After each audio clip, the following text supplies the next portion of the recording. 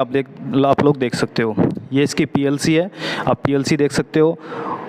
इसके बाद में ये क्लैंपिंग यूनिट हो गई और ये स्पेसिफिकेशन इसका लगा हुआ है।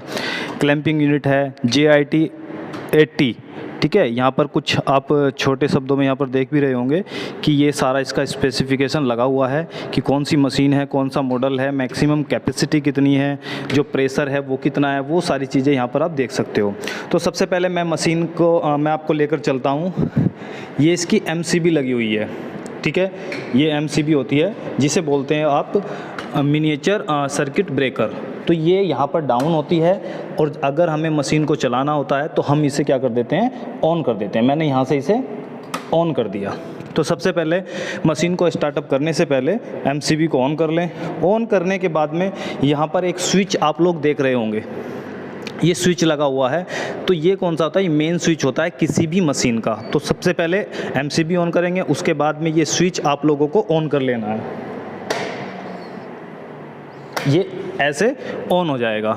जब आप मेन स्विच ऑन कर लेंगे उसके बाद में आप देखेंगे कि PLC पे कुछ लोडिंग चलने लगेगी, ठीक है। ये PLC है, ये मशीन लोडिंग हो रही है। ये आप देख सकते हो, यहाँ पर कुछ इस तरीके की मशीन आप लोगों को देखने को मिलेंगी जहाँ पर भी आप काम करते हो। थोड़ा वेट कर लेते हैं जब तक PLC में प्रोग्राम नहीं आ जाता है।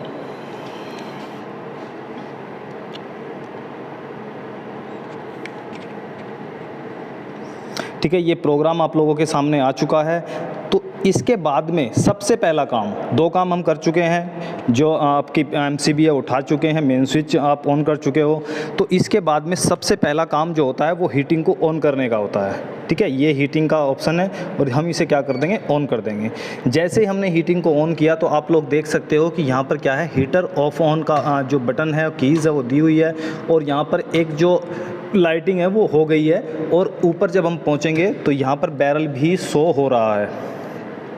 इस बैरल पे आप देखोगे कि यहाँ पर ग्रीन हो रहा है, येलो हो रहा है। अगर आप लोगों का टेम्परेचर कंप्लीट है तो बैरल ग्रीन हो जाएगा, अगर टेम्परेचर कंप्लीट नहीं है तो ये रेड शो होगा। मैंने पहले से ही हीट ऑन करके रखी थी ताकि आप लोगों को देरी ना हो जाए, तो इसलिए यहाँ पर बैरल